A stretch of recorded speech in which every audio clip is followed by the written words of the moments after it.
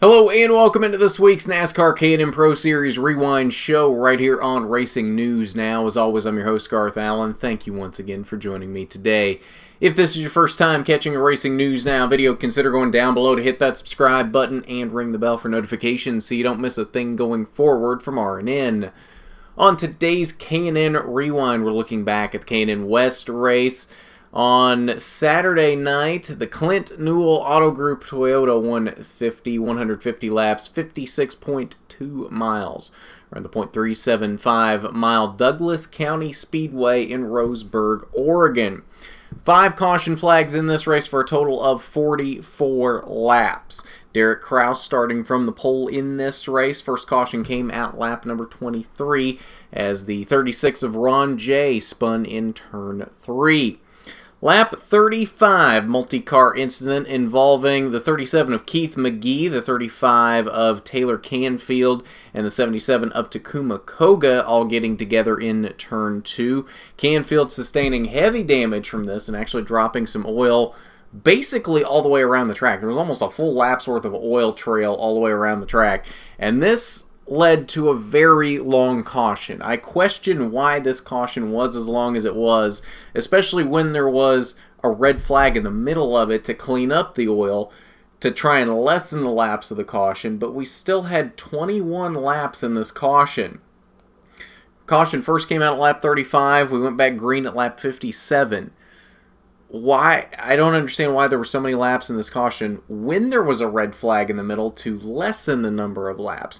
This was like the caution that never ended, and I really question why we had to run so many laps under caution here.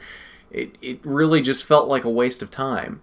Why wasn't more of that spent under red flag so that we could get the track cleaned up and not have to worry about running so many laps under caution and essentially wasting laps in this race when it's a very quick race to begin with. I mean, we're under a half mile on this track and it's only 150 laps. We're talking, 56 miles in this race? It's a quick race.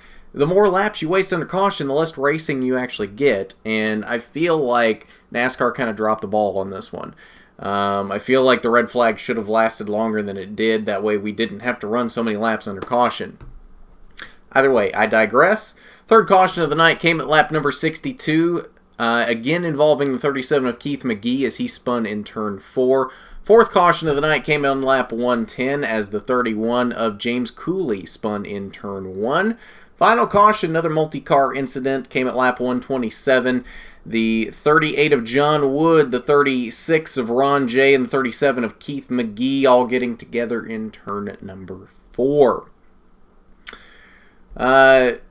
No lead changes in this race. Remember how I mentioned Derek Kraus started from the pole?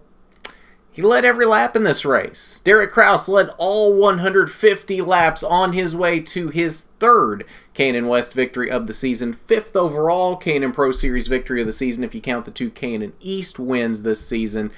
Derek Kraus is on a roll. Fantastic race out of Derek Kraus. Nobody was going to touch him. He was in his own zip code. I think Hailie Deegan was about the only car on the track that could have touched him, and the problem was she kept getting mired back in the pack. Essentially, how the restarts worked was you did not want to be on the outside. If you were on the outside, it did not matter what happened on the restart unless the guy in third spun their tires extremely badly and left a hole open for you long enough to get in there off of turn 2, you weren't going to slide back in second off the restart. There was absolutely no way to really do anything on the top, and if you restarted in second, you were going back to at least probably 4th or 5th. And that kept happening to Hailie Deegan multiple times in this race. She would fall back in the pack, and then she'd have to fight her way back up to second or third for the next restart and then continue the fight from there. She was on pace with Derek Kraus when she was hitting her marks, when she had clear track, when she wasn't battling with somebody else. The problem is she kept having to battle back through the pack and never really got to where we really got to see a good battle between her and Derek Kraus. Either way, Derek Kraus ran a flawless race and again led every lap. I mean, what else can you say? He ran a perfect race.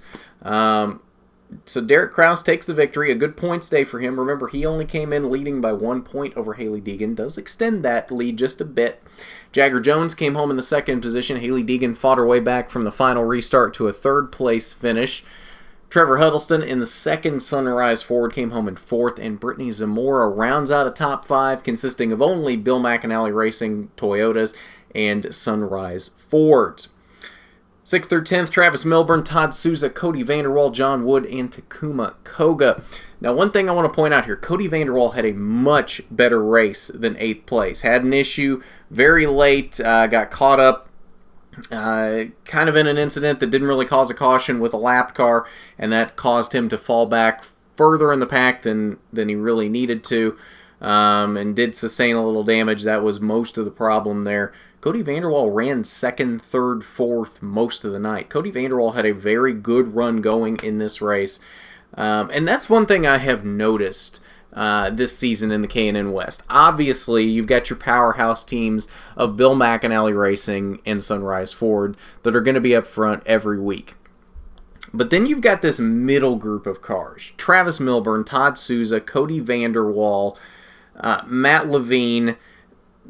These guys are kind of in the middle here. They're not the slow cars, they're not the lappers, but they're not quite most weeks up to the level of the BMR cars or the Sunrise Fords.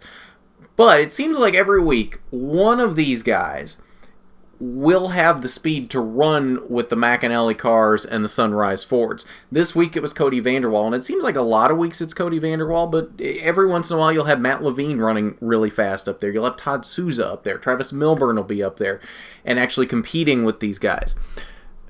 Cody Vanderwall, I think, is an interesting case because remember, he did win last year. I believe it was at Tucson.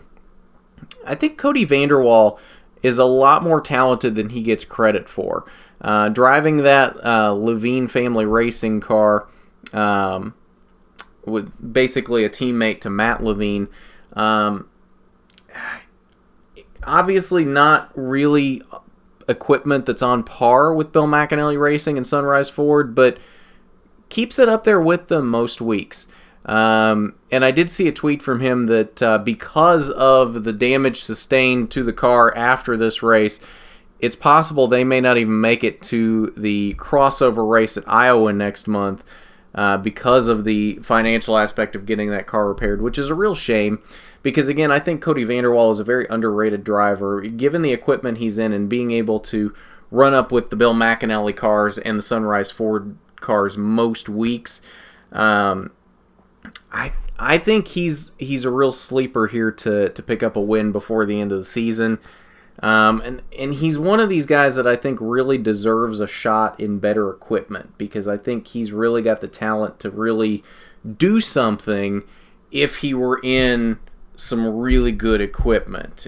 He reminds me a little bit in that aspect of Ross Chastain, really outperforming in equipment that really shouldn't be performing where he's putting it. So kudos to Cody Vanderwall, and hopefully we will see him at Iowa because I think he deserves to be able to not only be at Iowa, but to be at every race for the rest of the season because I think he can win a race, at least one race before the end of the season. He could sneak in and do it.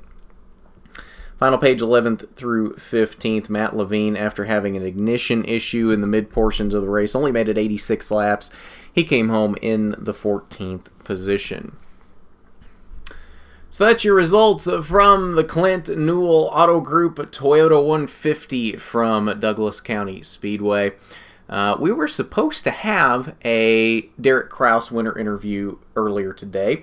And you're probably wondering why this rewind show has gone up as late as it has.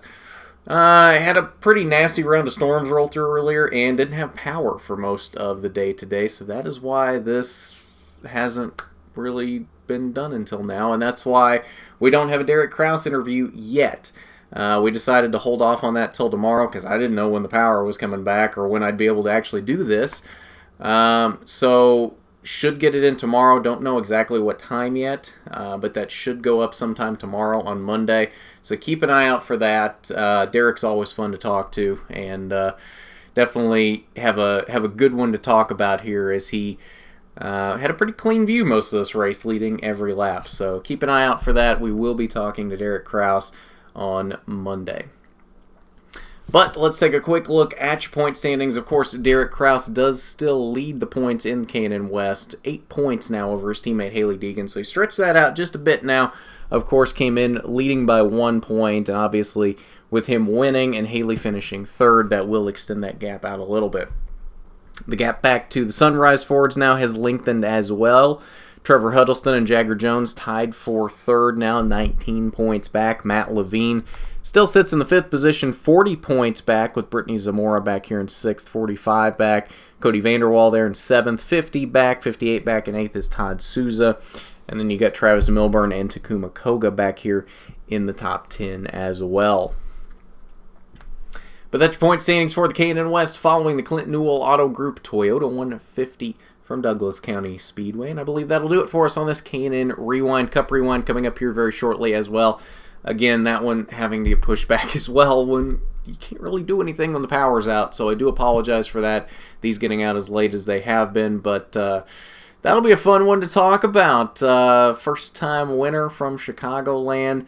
Another fun finish from Chicago. Not quite as good as the finish to last year's race, but it was still a fun finish to that race, and a good one to talk about. So keep an eye out for that here coming up here in just a little bit.